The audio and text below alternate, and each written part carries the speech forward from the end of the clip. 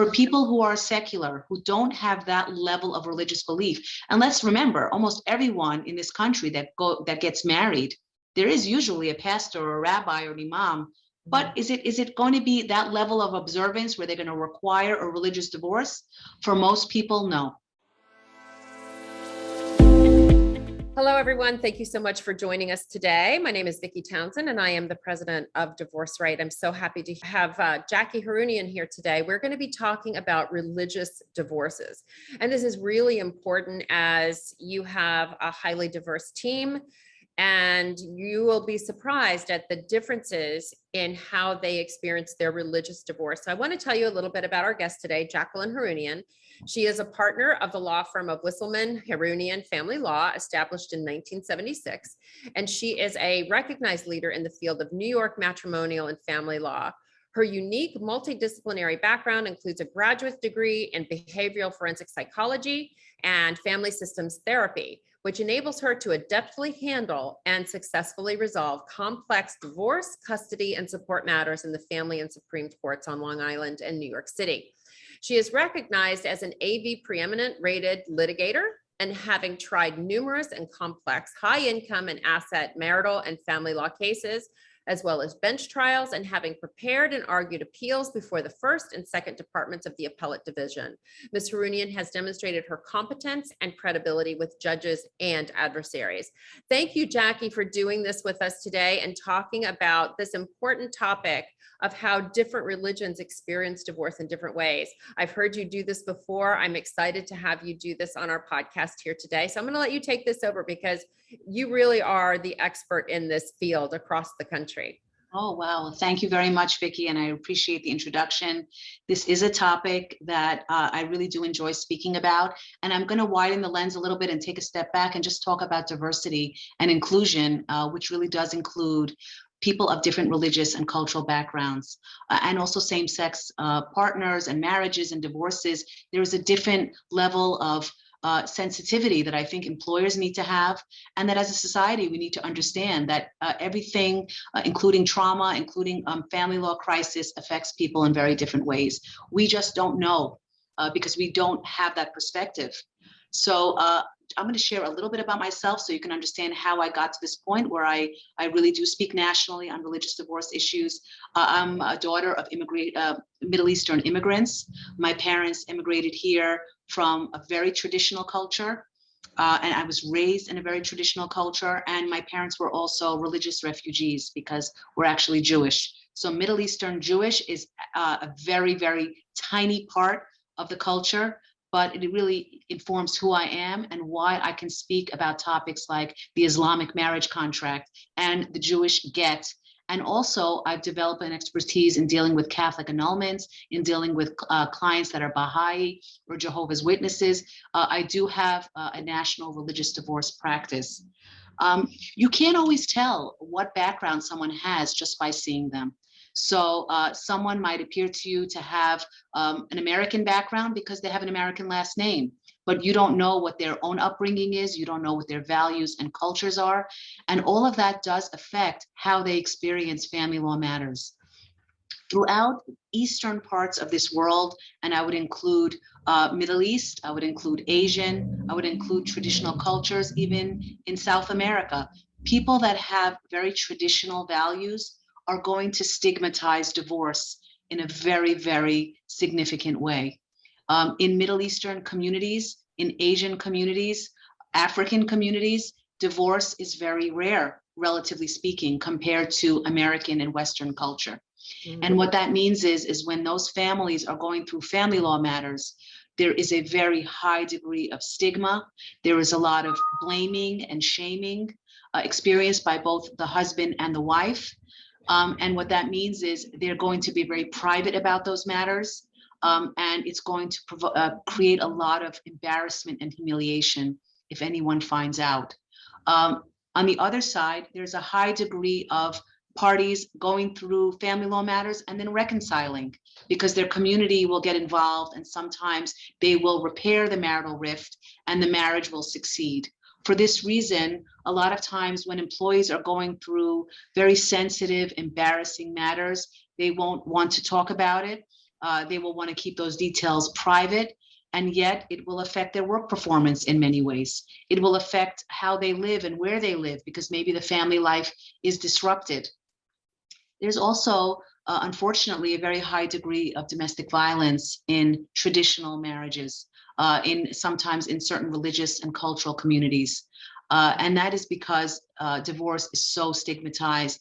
Parties will stay together even when really they need to live apart. And there will be sometimes violence, and it's almost always women that are the victims of domestic violence. And so this is something that you also need to be aware of.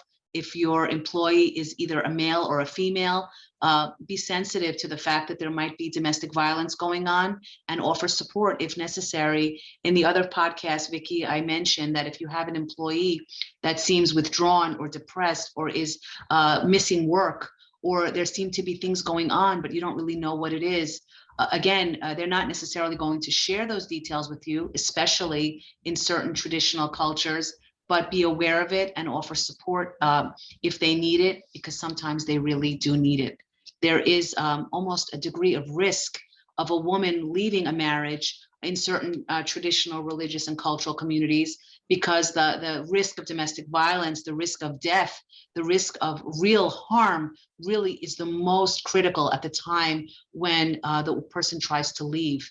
And you will see this sometimes if you pay attention to the news. You will see situations where a woman tries to leave a relationship, and that's when she is murdered.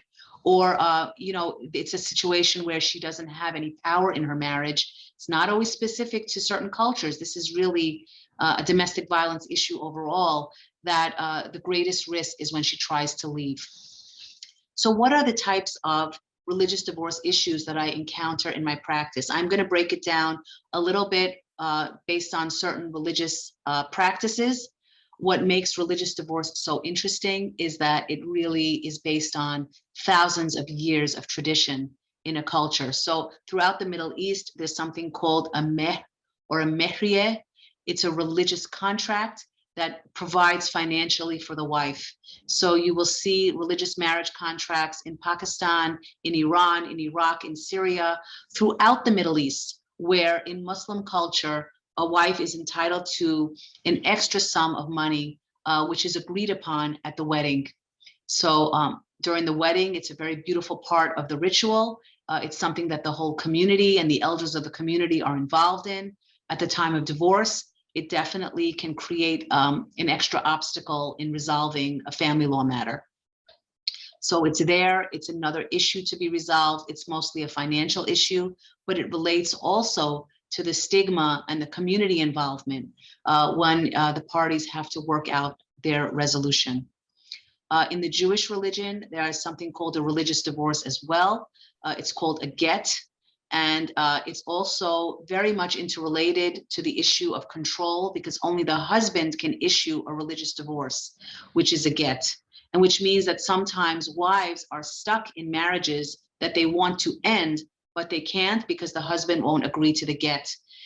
It's very complicated. It usually involves some sort of negotiation or input by a religious tribunal. In the Jewish religion, it's called a Beit Din or a Beth Din. And there's actually a Beth Din of America that sets forth the rules regarding the issuance of the get. And there are smaller religious tribunals throughout the country. There are several of them in New York that deal with this issue of the Jewish get. Again, this is something that just is a complicating factor in these communities. It's not like they can just go and get a civil divorce the way secular couples or less observant couples can do. It's just something that also has to be dealt with in a more traditional way in a community. The interesting thing is that in almost all of these cultures, they look to their religious leader. So in the Muslim community, it would be the imam. In the Jewish community, it's a rabbi. And in Catholic and other types of Christian religious communities, they also go to their religious leaders. So for Catholics, there is often a desire to have a religious annulment to end the marriage. That is an extremely complicated procedure, generally takes many years, and requires a showing of fraud or some other serious reason why the marriage should be annulled. I won't go into it too much, Vicky. I'm just really pointing out the fact that these are religious issues, cultural issues that are not unique to any one religion, but are a reason why people that are from different religious backgrounds have lower rates of divorce, higher rates of domestic violence, other issues that have to do with financial control and gender roles that are to be respected and valued if you're part of those communities, but sometimes create unique challenges when it comes to going through divorce. And just in closing, I want to say that, again, just widening the lens a little bit, you don't know what values an employee holds, what a person holds. You can't always tell by the way they look. You can't always tell by their name. You can't tell by what they order for lunch or how they dress. But these are very deeply held beliefs. These are issues that are very, very important. And people feel very strongly about them. And so from my vantage point, these are things that need to be understood and respected. And that's very, very important in a work context. This goes, if you widen the lens more, how we deal with employees of color, how we deal with employees that are gay, how we're dealing with women in the workplace. It's all really part of this whole Me Too movement that doesn't have to just do with how we treat women in the workplace, but how we respect everyone in the workplace, no matter where they're from or what their beliefs are in their home. Everyone is entitled to respect and understanding. And let me ask you, one of the things, and we probably should have led with this, but could you explain the difference between a religious divorce and a traditional legal divorce? And you can do both. Those cultures Yes. need both, correct? That's correct. So in very ancient cultures, including Islam and Judaism and even Catholic, in order to be truly divorced, it's not just going to your local Supreme Court and filing a divorce and getting a divorce decree from a secular judge. They require a divorce through their religious tribunal. And it's a common requirement for a lot of these religions, including the Baha'i religion and Jehovah's Witness. As I mentioned, there is another framework involved, another religious infrastructure that you have to go through in order to be divorced in the eyes of God. So it's just an additional requirement for people who are secular, who don't have that level of religious belief. And let's remember, almost everyone in this country that gets married, there is usually a pastor or a rabbi or an imam. But is it going to be that level of observance where they're going to require a religious divorce? For most people, no. Even though the marriage might start with some component of religion and some exchanging of vows, for most people, for most Americans, when they go through a divorce, they're really just going through the civil divorce system. They're just going through their uncontested divorce or contested procedure in a secular court. What I'm talking about, the religious divorce, is really a very tiny fraction of parties. There happen to be a lot of them in New York because New York really is a very diverse place. And there are a lot of people that really are observant. But for most people, it's not going to be an issue at all. This is something that someone knows if it's important to them. Right. If they want a Catholic annulment, they know it, they're going to pursue it, and they're going to take the effort it takes because it is a lot of effort. It is, I bet.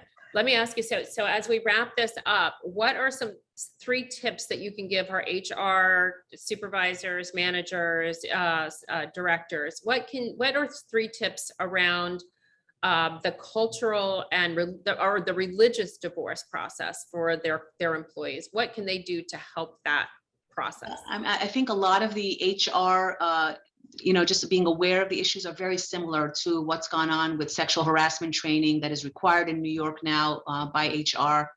It's really making sure that you have a work environment where people are valued, where their differences are respected, and where they have privacy in many cases.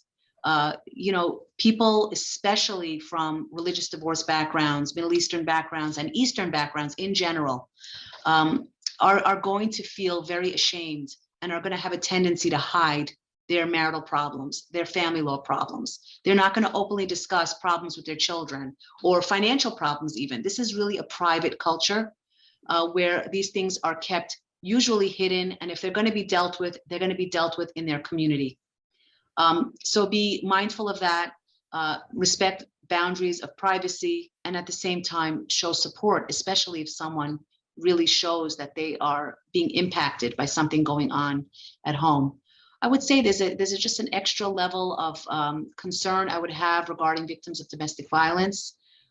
Women usually that are afraid to leave their marriages, that have no way out.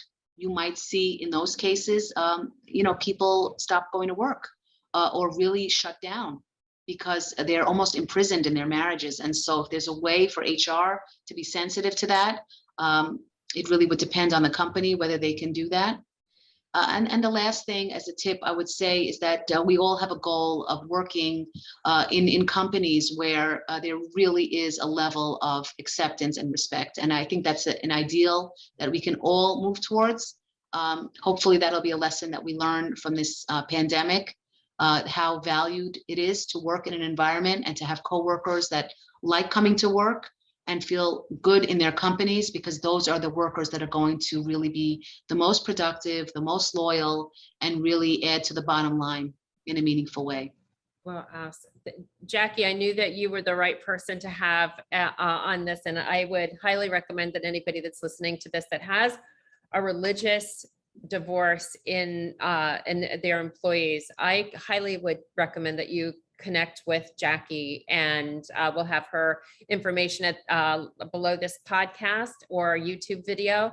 So she's an amazing woman around her knowledge about this topic. And I think that it's a very important one for the companies as we have multiple religious employees that are in showing the diversity of the workplace. So thank you that very much. And just to be able to be sensitive to that and understand even just a little bit about what they're going through. So thank you, Jackie, for being with us today. And we will catch you all on our next podcast about HR solutions for divorce in the workplace. So thank you, Jackie, and we'll see you next time. Bye for now. Thank you, everyone, for listening.